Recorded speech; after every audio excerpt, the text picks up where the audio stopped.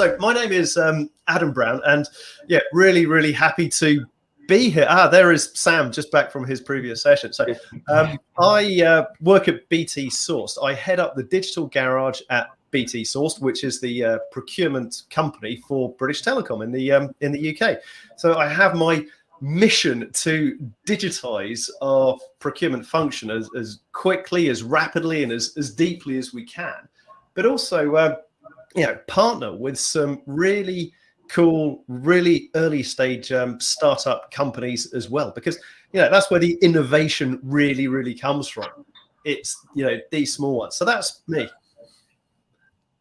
Awesome, Sam. Good to see you. We just kicked off intros. If you want to next, I know you're the popular kid on the block. Yeah, the timing wasn't quite right. It was perfect. I always get jealous when I talk to Adam. We catch up now and then, and he's even got a wallpaper behind him with BT Sourced. I'm not doing Mars proud at the moment. Plus, he's got his really fast router, which is like 50 times faster than my one. So he always shows off about his connection, which you hope from somebody at BT. So lovely to meet you. Quick intro. I head up what we call our procurement performance, capabilities and services team, so that we've got services as a large part of organization, but we've got like 60 associates who are really responsible for our transformation, whether that's our capabilities, our policies, processes, and digital is a massive part of that. So we're about a team of 180 associates, and we're here to propel an organization of over 1,000 procurement professionals across all of our businesses, all of our geographies. Wow. And I can do a quick intro here as well. I'm Rujul, co-founder and CEO over at Zip. A little bit of quick backstory. So Zip is my second company. And before this, I used to work for Airbnb. And I was a business sort of user, right? I worked in product management. But in my day-to-day, I just experienced this pain point around, as an employee in the business, as a user, if I need to buy something, if I need something material, where's the one place, like the one front door that I'm supposed to go to initiate my request without needing to, go through lots of training? And then how does that request get carried across my, fellow colleagues in procurement and in sourcing and all the other cross-functional teams, from legal to data security to IT, risk, and all of these other teams, before something all the way at the end of the process ends up as a, clean and sort of beautiful purchase order in the ERP or P2P, everything upstream, just managed manually. And I felt this pain as a business user, and that was ultimately the inspiration for my co-founder Lou and I to leave and start Zip very early in 2020. And so to that end, that's sort of how we've started to really define and create a category around what we call intake to procure. There's all the cross-functional steps and all the upstream sort of procurement challenges and and processes that seem to be sort of pretty ubiquitous across many organizations. And so Sam and Adam, like, I'd love to just to kick things off, like, curious to get both of your thoughts on why solving like this upstream like intake to procure problem, like it's so challenging. Like, I don't think it's really been solved. Especially when it comes to improving the employee experience. Oh, exactly right. I'm looking at the full end-to-end process of everything that we do in procurement, and a big part of that is how do we interact with our customers, our friends, our colleagues, and the rest of the business. How do they interact with us and get what they need? Now, that has come into absolute laser focus over the last few months, because we in BT, procurement is no longer a internal corporate function. That traditional corporate function model is gone because we've spun it out as a separate company. It's now BT Sourced. It's a separate standalone professional services company. So we can no longer have that internal relationship with the business where you may phone the person or just fire an email to the person you normally deal with. We need to professionalize that massively for our own benefit, but because we have an actual real external corporate customer.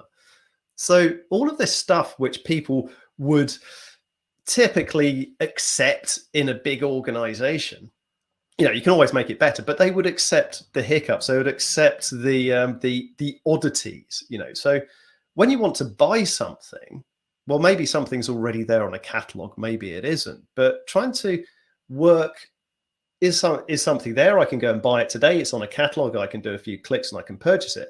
But what if it isn't? What if it's something new that doesn't exist? We have that in every large organization. You have such a huge number of questions to even ask. It's not a question of saying, what is it that you want? And somebody just says, I want a guitar and I want something to hang it on the wall. They don't say that. They might say, I want that. And then we go back to them and we say, can you give us your security approval for that? Can you give us the privacy impact assessment that you've done on that guitar? And there's just a wealth of all of this information. So how do we solve for that? How do we ask and gather all of this information together and these multitude of paths that it could go down from, I don't care. You just want a paperclip. I don't care. Go and sort it out yourself. It's really easy. And there's no requirement for any privacy or any security, all the way through to mega complex stuff. How do we do all of that? And that's the world and the problem that I'm looking at and trying to solve right now. Yeah, I like this. I like the point around the BT source, being a business, having a customer at the end, they don't have to talk to you if they want to, right? So, but inside the corporate, you've at least got that policy you can hold your hand in your hand and give them. Slight build on that. So I've worked in a couple of large global organizations, and the thing is, it's just complicated, right? With Destined Miles, 100,000 employees, associates buying all sorts of goods and services from 50,000 vendors across 150 sites. And not every purchase is equal. The lion's share of what we do is probably straightforward, right?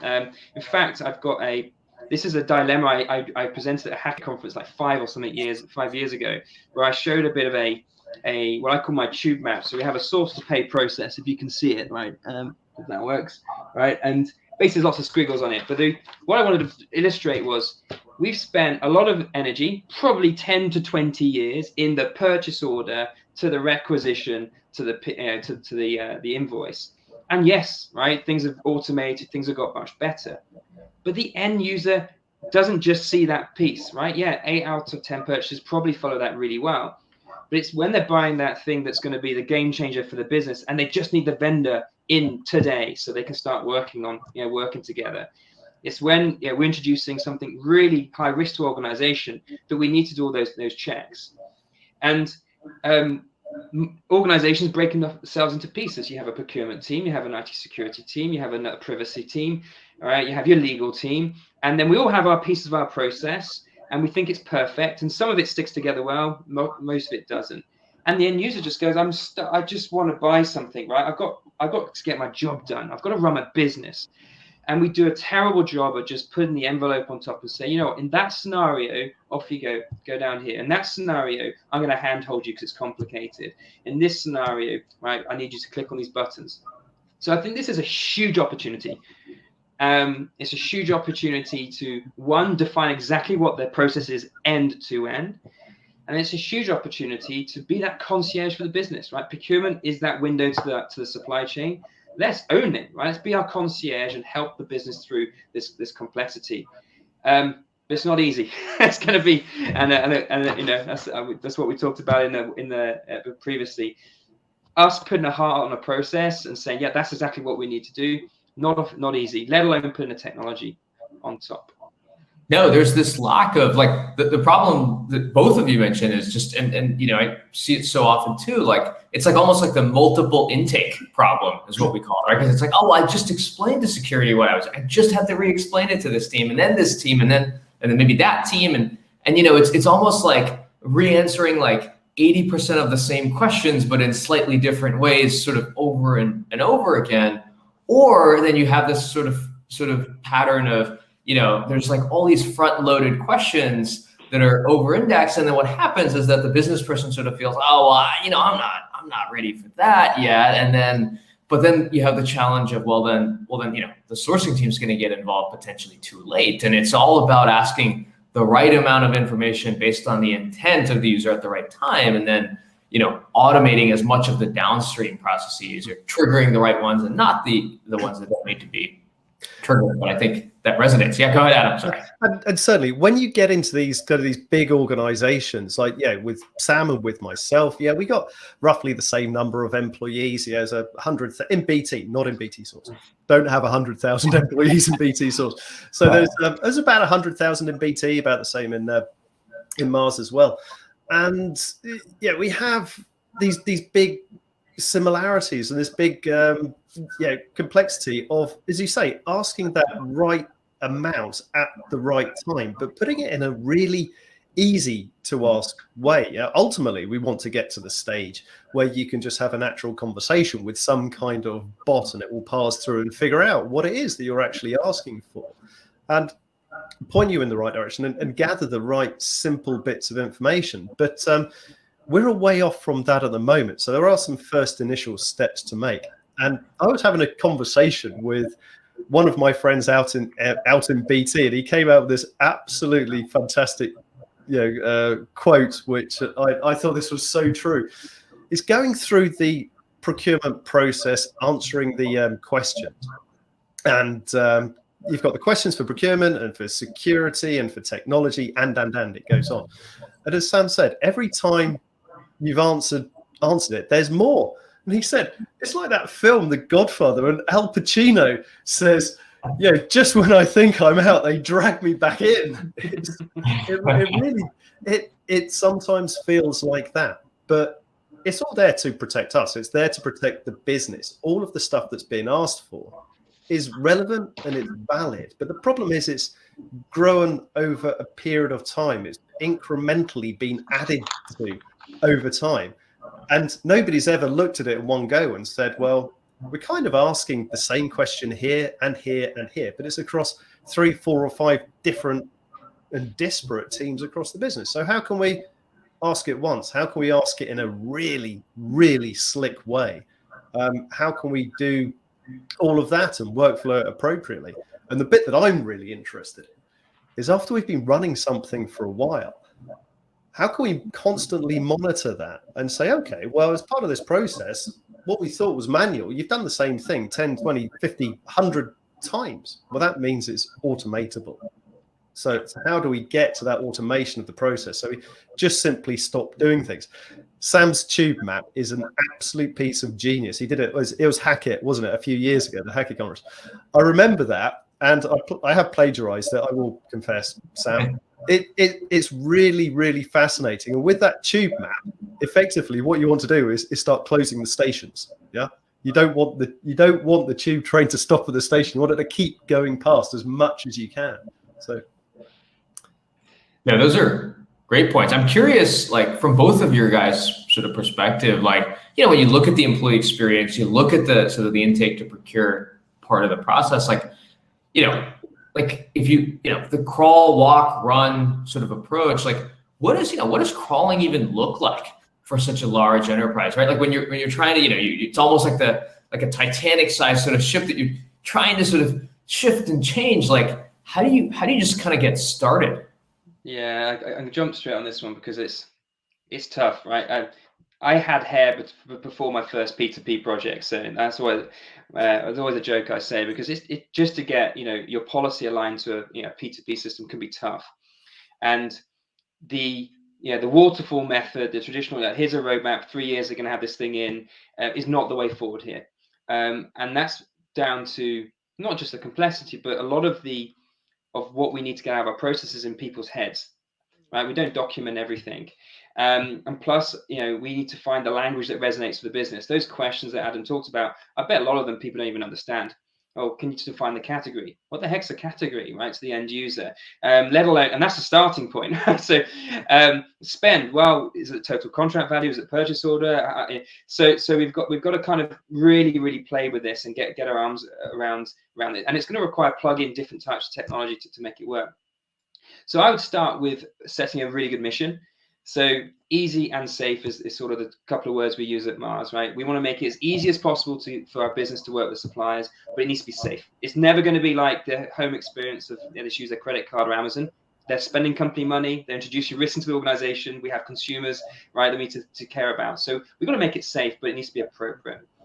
So rather than going, the traditional P2P way of saying, well, let's go really narrow, one couple of steps of the process and make it global, right, and go really deep into organization, I think we kind of go end to end, but really, really, just one part of a business, one category, right, or one country, and let's get one, maybe it's just the IT procurement flow. Let's just sort that thing out.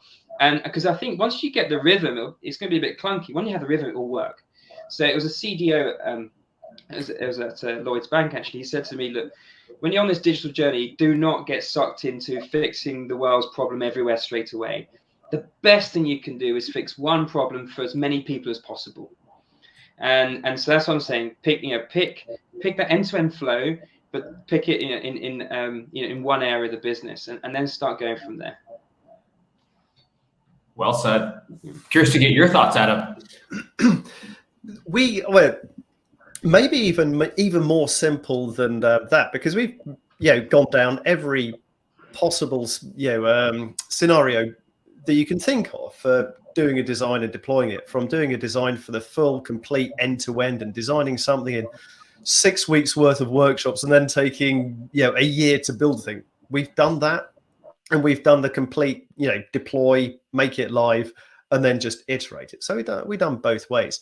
But when it comes to something like this, that very, very first initial step is there is always a simple list, a simple bunch of just mandatory questions that we have to ask and we have to answer.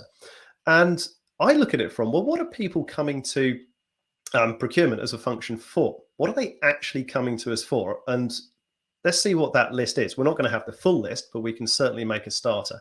Number one, they're coming for just simple information. Yeah. How do I raise a purchase order? Maybe, with big organizations, you've got a churn of employees. There's new people joining. Just simply, where do they go to find out how to do something simple? Like, how do I use our online purchasing? Where do I, what is a category? What is the procurement essentials for employees? So there's the information question. Somebody comes for information. Where do we direct that? Inevitably, it's going to be an intranet page, and that's what they want. So that's fine. So the information request, solve for that. Then you've got the, somebody wants to, amend a contract. So, okay, if somebody's coming in, it's fairly specific. Somebody wants to amend a contract. Pretty obvious question you can ask. What's the contract number, contract name, what's the supplier? Anything at all like that. To say, okay, now I know what it is you want to do, and we can workflow it to somebody to look after. Maybe it's a purchase, and we say, okay, you're making a purchase, great, here, go and use the ordering system to do your purchase. And of course, you've got we can always improve workflows and process there. Or goodness me, they may even be wanting something new. They may be wanting to do some sourcing. It may be an RFP, an RFQ. It's something competitive that we as procurement really enjoy. But there's a basic question there as well, is do you actually need procurement at all? So my very first thing is when not to use procurement is to get the questions very cleanly defined right up front. When do you not need procurement? So head that traffic away instantly. And when do you not need procurement? You don't need procurement as a function if you can self-serve, even with the sourcing. But if you can buy it yourself because there's an existing supplier, existing contracts, existing catalog. If it's information only, you don't need procurement. So head it off at the pass, get the workload away from the business instantly. That's the first set of questions. The second one then is just the obvious stuff, the very bare minimum, that if you were to phone up anybody in procurement and say, I need something, I want something, I have a desire, we're always going to say the same thing. What is it? Yeah. So just tell me what it is. Let's figure out, if somebody uses some key words like laptop, desktop, cocoa powder, we're going to have a fairly good idea of what broad category, and so we can start to narrow things down. So I just want to get those basic initial questions, the mandatory ones. Every company will have some mandatory ones. We do in BT as well, which is unique to us as a company. Get those basic ones, not the full depth, but basic ones live on there, so we can take that initial step, turn something live, and start to break the habit of the people in the company. So the requesters break their habit of using the phone or the email and start routing things into a system so that we can actually start to do it. Break the habit of our own people of responding to those phone calls and those emails and start to break down that habit as well. So they start to use the system, because you can't switch it. You can't change from one way of working to another one overnight. There's habits on all sides to break. And that very first step is to start doing that. So over a period of 6 months, you can go from one way of working to a new way and start iterating through. And with those basic questions, as soon as you got those in and people are using the system, as Sam rightly says, solve it for something that is obvious. So you get that success story that you can say, look, this was amazing. Do an internal mini case study, whatever, and sell it to the business and say, this is the real benefit here. So that's my take on how to do that initial step. No, that's a great framework. And it's almost like you can sort of, be exponentially precise with just, 3 questions almost, right? Because it's 3 to the 3rd power, whatever, number of options you have. Like you could sort of, I like the philosophy of just get it into the right lane and move it along, like without having to touch it if, unless you need to. And gone. Yeah, we cannot do any of these big deployments. Get something live. And it's not a case of, have an agile approach and we do something monthly. I don't want to do something monthly. I want to do something weekly. I want to incrementally improve on a daily basis by saying, okay, today we said, is the thing you want, is it red, white, or blue? Well, tomorrow I'm going to say, okay, is it red, white, blue, or green? Because that adds that extra dimension that people are wanting, and just add, iteratively add and tweak, and we get there. And it also makes the training easy because you don't have just a massive change. People are going along on that journey with you very, very gently and understanding it. Yeah, no, that's a great point. And I think like one of the things I've seen too is it's easy to, accidentally over optimize for like the edge cases when really like, 99% of requests don't actually, trigger or trip the wire for that edge case, but it's so easy to accidentally over index. So what you say resonates a lot. Cool. I think we're at time. So thank you both for joining this panel. This was awesome. I can't believe it's already over. So no, well, it's been great, Rujul. Thank you very, very much. And Sam, it's always a huge pleasure talking to you. Yeah, good. Yeah, and I just reflect and just tiny bit more of advice. Get the end users in your design and your workshops. We just did a vendor post. We got vendors in, right? And I think this is a key. So this is used to be user-centric thinking. It's be flexible. And I love the point. Go live with whatever you've got and iterate really, really quickly. So, but love catching up both of you and looking forward to see how this conversation develops. There's going to be a solution, so I'm sure, and we can all start using it. Thank you, guys. Thank you both. Take care, everyone. Bye-bye. Bye.